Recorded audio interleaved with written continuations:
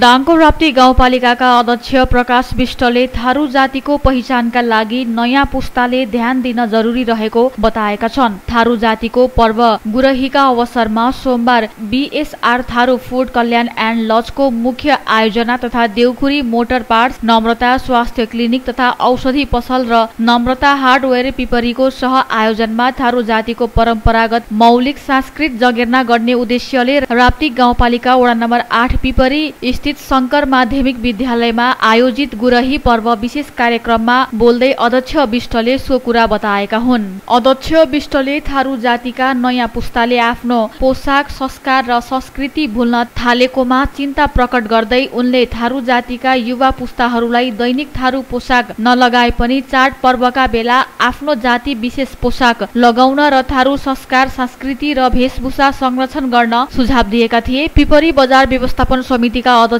राम बहादुर चौधरीको अध्यक्षतामा तथा राप्ती गाउँपालिकाका अध्यक्ष प्रकाश विष्टको प्रमुख अतिथितामा तथा सामाजिक विकास मन्त्रालयका उपसचिव मनोज गैरेको विशिष्ट अतिथितामा सम्पन्न कार्यक्रममा राप्ती गाउँपालिकाका कार्यपालिका सदस्य राजेन्द्र पुलाजी, गाउँ अगुवा पूरन चौधरी, समाजसेवी तथा बुद्धिजीवी गणेश चौधरी, शंकर माध्यमिक विद्यालय व्यवस्थापन समितिका अध्यक्ष रामप्रसाद चौधरी, सुवर्णमान चौधरी, पत्रकार ओम प्रकाश गुप्ता, राप्ती गाउँपालिकाका प्रेस परामर्शदाता तुलबहादुर कवर मगर लगायत अग्रज व्यक्तिहरूको विशेष उपस्थिति रहेको थियो भने कार्यक्रमको सञ्चालन BSR Tharu food land and लजका सञ्चालक विनोद चौधरीले गरेका थिए।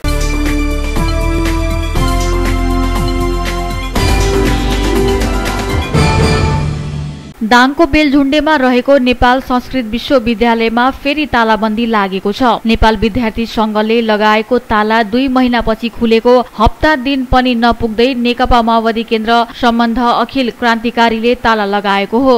यसअघि नेवी संघसँग विश्वविद्यालयले सेवा आयोगले लिने परीक्षाहरू लोक सेवा आयोगलाई दिने सहमति गरेपछि ताला खुलेको थियो। तर अखिल क्रान्तिकारीले भने विश्वविद्यालयको सेवा आयोगको अधिकार लोक सेवा आयोगलाई दिन लागेको प्रति आपत्ति जनाउँदै ताला लगाएको हो। अखिल क्रान्तिकारीले विश्वविद्यालयको केन्द्रीय कार्यालय र सेवा आयोगको कार्यालयमा तालाबन्दी गरेको छ। अखिल क्रान्तिकारीका विष्णु चौधरी, अभय प्रताप चौबे र गणेश पौडेलले हिजो सोमबार प्रेस विज्ञप्ति जारी गरी नेपाल विद्यार्थी संघसँग भएको सम्झौता रद्द गर्न माग गर्नु भएको छ। विभिन्न न्युमा विद्यार्थीले तालाबन्दी गर्दा सांस्कृतिक विश्वविद्यालयको काम कारबाही प्रभावित हुँदै आएको छ। यसअघि नेभी संघको दाङ जिल्ला समितिले गएको असार 9 गते सेवा आयोगको कार्यालय र 12 गते आयुर्वेद अध्ययन संस्थाका दिनको कार्यालयमा ताला लगाएको थियो। यसअघि विश्वविद्यालयको सेवा आयोगको कार्यालयमा तालाबन्दी हुँदा असार 21 गते हुने भनिएको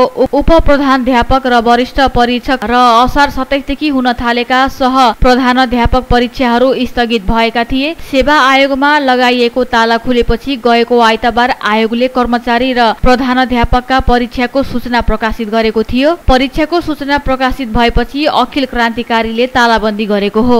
सेवा आयोगको निष्पक्षतामाथि प्रश्न उठेका बेला कुनै छानबिन नगरी परीक्षाको सूचना सार्वजनिक गरिएकोमा आपत्ति जनाउँदै अखिल क्रान्तिकारीले तत्काल कुनै काम नगर्न चेतावनी दिएको छ। तालाबन्दीपछि विश्वविद्यालयका सबै काम ठप्प भएको कुल सचिव माधव अधिकारीले जानकारी दिनुभएको छ।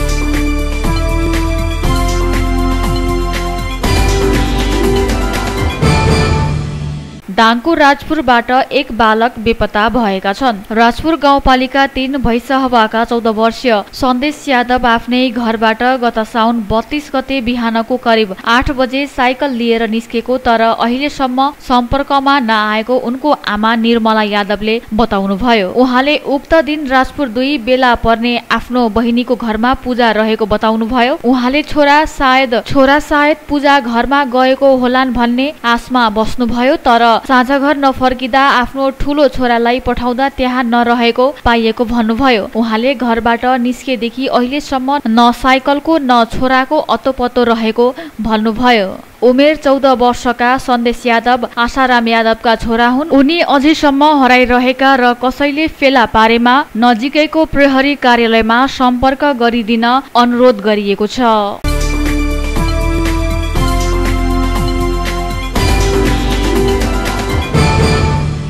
जिल्ला प्रहरी कार्यालय रुकुम पूर्वले एक युवाको कुटपिट पश्चात हत्या गरेको अभियोगमा 5 जना युवालाई पक्राउ गरेको छ। जिल्लाको भूमे गाउँपालिका वडा नम्बर 5 का 31 वर्षीय चन्दन बहादुर बुढा, सोही गाउँका 28 वर्षीय भाग्य बुढा, 25 वर्षीय तारा बहादुर बुढा, 25 वर्षीय रस्त बहादुर बुढा र 25 वर्षीय हस्त बहादुर बुढा मगरलाई पक्राउ गरिएको जिल्ला प्रहरी कार्यालय रुकुम पूर्वका सूचना अधिकारी प्रहरी निरीक्षक गणेश पाण्डेले जानकारी दिनुभएको छ। पाण्डेका अनुसार उनीहरूले गत भदौ 1 गते भूमे गाउँपालिका 5 का 28 वर्षीय अन्जान बुढा मगरलाई कुटपिट गरेर गम्भीर घाइते बनाएका थिए। मछेना स्थित गोठबाट घरतिर फर्कने क्रममा 5 जनाको आक्रमणमा परेर घाइते भएका अन्जानलाई उपचारको लागि रुकुम पूर्व अस्पतालमा ल्याइएको थियो। जिल्लामा उपचार सम्भव नभएपछि थप उपचारको लागि भदौ 3 गते कोहलपुर मेडिकल कलेज रिफर गरिएकोमा सोही दिनै घाइते अन्जानको मृत्यु भएको थियो। उक्त घटनामा संलग्न भएको आरोपमा पक्राउ परेका 5 जनालाई ज्यान सम्बन्धी कसुर मुद्दामा पक्राउ गरेको प्रहरीले जनाएको छ। सोमबार रुकुमकोट जिल्ला अदालतबाट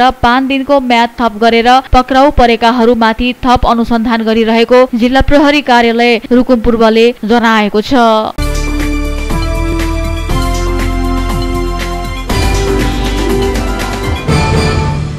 जंगली जनावरलाई थापेको करेन्टको धरापमा परेर साउन महिनामा मात्रै प्युठानमा 3 जनाको ज्यान गएको छ। जंगली जनावरबाट खेतीपाती जोगाउन भन्दै स्थानीयले लगाएको करेन्टको धरापमा परेर जिल्लाका विभिन्न क्षेत्रका 3 जनाले ज्यान गुमाएको जिल्ला प्रहरी कार्यालय प्युठानले जानकारी दिएको छ। प्रहरीका अनुसार प्युठान नगरपालिका 3 सापडाँडा स्थित बारपाटा बस्ने 53 वर्षका हिमबहादुर खड्काको श्रावण 16 गते बाँदर र बँदेल धपाउन आफ्नै बारीमा थापेको विद्युतीय धरापमा परि मृत्यु भएको थियो। झिमरुक गाउँपालिका 6 बस्ने 54 वर्षका धनबहादुर पुन मगरको श्रावण 27 गते स्थानीयले बँदेल धपाउन थालेको करेन्टको धरापमा परेर मृत्यु भएको थियो। त्यस्तै श्रावण 30 गते स्वर्गद्वारी नगरपालिका 8 बर्जीवाङकी 18 वर्षीय पूजा थापाको पनि आफ्नै बारीमा लगाएको करेन्ट लागेर मृत्यु भएको थियो। पछिल्लो समय किसानले अन्न बाली जोगाउन बारीमा करेन्ट लगाउने र त्यसमा परेर मानवीय क्षति हुने गरेको जिल्ला प्रहरी कार्यालय प्युठानका वरिष्ठ प्रहरी नायब निरीक्षक ओम प्रकाश चौधरीले जानकारी दिनुभयो। विभिन्न ठाउँमा जंगली जनावर बाँदर र बँदेलले किसानलाई सताएपछि किसान बाली नाली जोगाउन भनेर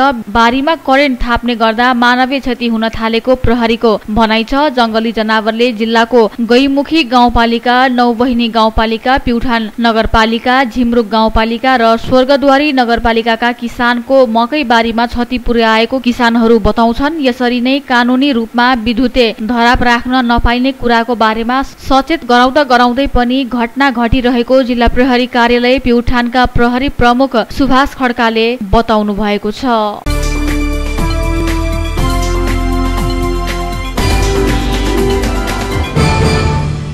पाल्पामा ट्र्याक्टर दुर्घटना हुँदा 1 जनाको ज्यान गएको छ। दुर्घटनामा 5 जना घाइते भएका छन्। माथागढी गाउँपालिका 2 बास्टारी झडेवा सडकको भित्री खण्डमा हिजो बेलुकी भएको दुर्घटनामा माथगढी 2 दोहोराका 38 वर्षीय वेद प्रसाद भुषालको ज्यान गएको जिल्ला प्रहरी कार्यालय पाल्पाले जनाएको छ। दुर्घटनामा घाइते भएका माथगढी 2 का 36 वर्षीय रिप बहादुर सारू, 44 वर्षीय गोविन्द बहादुर सारू, 30 वर्षीय नरधवज सारू, 25 वर्षीय सरोज सारू र 35 वर्षीय टोप बहादुर सारूको लुम्बिनी मेडिकल कलेज प्रभासमा उपचार भइरहेको छ। ग्याबिङ जाली बोकेको लुचार त 6632 नम्बरको ट्र्याक्टर अनियन्त्रित भई सडक छेउको पिलरमा ठोकिएर पल्टिएको प्रहरीले जनाएको छ।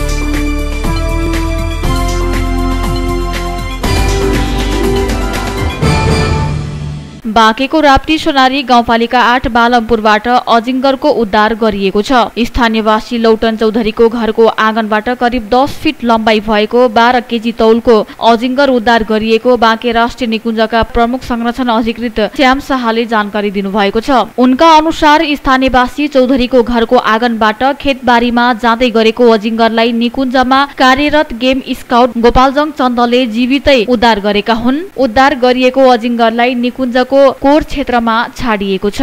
हामीले उद्धार गर्ने अजिङ्गरलाई निकुञ्जको कोर क्षेत्रमा छाड्ने गर्दछौँ। आज उद्धार गरिएको अजिङ्गरलाई पनि उद्धार टोलीले सोही क्षेत्रमा छाडेको छ। उनले भने बाँकेको अन्य क्षेत्रमा अजिङ्गर फेला परे पनि वडा नम्बर 8 मा रहेका गाउँहरू निकुञ्जसँग जोडिएकाले यहाँ प्राय अजिङ्गर भेटिन्छन्। यो आर्थिक वर्षको साउनदेखि भदौसम्ममा सोही वडाको खल्लागाउँ, ओभरी, शमशेरगञ्ज र बालमपुर गरी 4 वटा गाउँबाट अजिङ्गरको उद्धार गरिएको अधिकृत शाहले जानकारी दिनुभएको छ। उनका अनुसार गत आर्थिक वर्ष 2079-80 मा 12 विभिन्न स्थानबाट 12 अजिङ्गरको उद्धार गरिएको थियो। बाँके राष्ट्रिय निकुञ्जमा सर्प उद्धारका लागि तालिम प्राप्त व्यक्ति नभए पनि विगत 8-9 वर्षदेखि काम गरेको अनुभवकै आधारमा गेम स्काउट गोपालजङ चन्दले नै सर्पको उद्धार गर्दै आइरहेका छन्।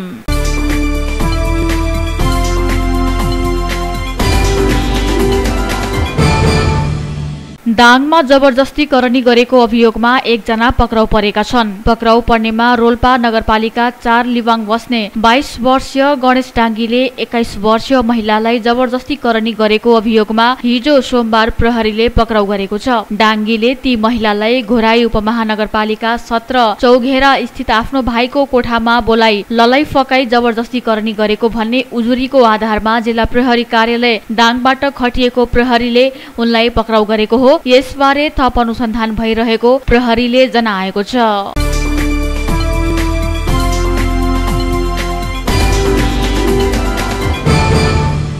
दाङको तुलसीपुर स्थित राप्ती प्रादेशिक अस्पतालको नाममा राष्ट्रिय सूचना आयोगबाट कारण देखाउ आदेश जारी भएको छ। प्रादेशिक अस्पतालमा निमित्त मेडिकल सुप्रिन्टेन्डेन्ट डाक्टर ओम अर्यालले सूचनाको हकको अवगा गर्दै माग गरेको सूचना उपलब्ध नगराएपछि राष्ट्रिय सूचना आयोगबाट कारण देखाउ आदेश जारी भएको हो। सूचनाको हक प्रयोग गरेर पत्रकार चेतन ओलीले गत जेठ 16 गते अस्पतालका सूचना अधिकारी भूषण सुवेदीसँग इमेल मार्फत सूचना माग गर्नु भएको थियो। तर सूचना अधिकारी सुवेदीले मेसुबाट आदेश आएपछि मात्रै सूचना दिन सकिने बताउँदै उक्त सूचना उपलब्ध नगराएपछि गत असार 8 गते अस्पतालका निमित्त मेसु ओम अर्यालको नाममा चिठी पठाएर सूचना माग गरिएको थियो भने पटक पटक फोन मार्फत पनि जानकारी गराइएको थियो। तर अस्पतालका निमित्त मेसु अर्यालले पनि सूचना नदिने मनसायले आलटाल गर्दै म्याद गुज्रेपछि यही श्रावण 17 गते पत्रकार ओलीले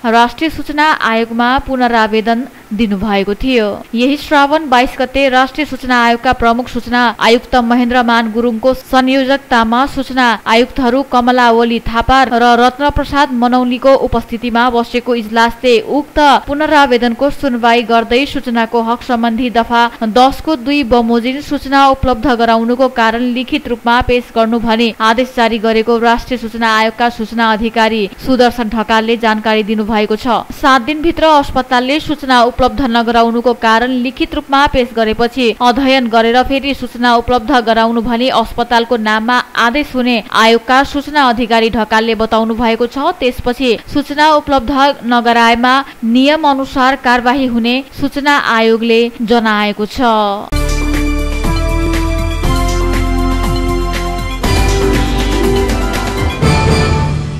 दाङमा अवैध लागू औषध सहित 3 जना पक्राउ परेका छन्। दाङको घोराही उपमहानगरपालिका 4 सिस्ने खोलाबाट अवैध लागू औषध ब्राउन सुगर जस्तो देखिने पदार्थ करिब 210 मिलिग्राम सहित घोराही 14 घर भएका 38 वर्षीय राजु रोका मगर र घोराही 4 बस्ने 20 वर्षीय साबिता नेपालीलाई सोमबार दिउँसो प्रहरीले पक्राउ गरेको छ। घोराही उपमहानगरपालिका 4 सिस्ने खोला बस्ने सोमराज रैदासको घरमा लागू औषध बिक्री भइरहेको भन्ने सूचनाको आधार जिल्ला प्रहरी कार्यालय दाङ र अस्थायी प्रहरी पोस्ट चौघेराबाट खटिएको प्रहरीले तलासी गर्दा उनीहरूलाई उक्त पदार्थ सहित पक्राउ गरेको हो। यसैगरी घोराही उपमहानगरपालिका 17 भैसाही चोकबाट रातिन प 6338 नम्बरको मोटरसाइकल चालक घोराही 14 खोली गाउँ बस्ने 32 वर्षीय सुशील गहतराजलाई अवैध लागू औषध खैरे हिरोइन जस्तो देखिने पदार्थ 150 मिलिग्राम सहित सोमबार दिउँसो प्रहरीले पक्राउ गरेको छ।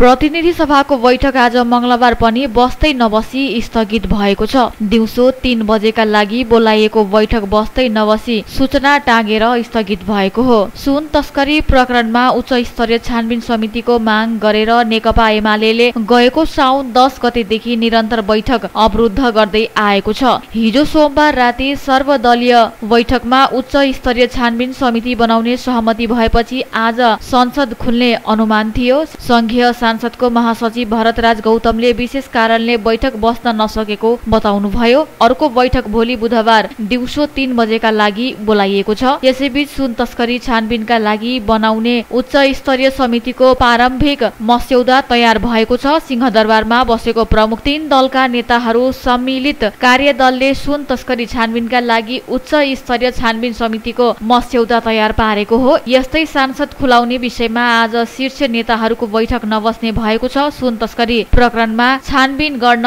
उच्च स्तरीय छानबिन आयोग गठन र सांसदको अवरोध खुलाउने विषयमा आज दिउँसो 3 दलका शीर्ष नेताहरू बसेर टुङ्ग्याउने तयारी थियो। तर समय अभावका कारण शीर्ष नेताहरूको बैठक नबस्ने एमालेका प्रमुख सचेतक पदम गिरीले जानकारी दिनुभयो। अब भोलि मात्रै नेताहरू बस्नेछन्।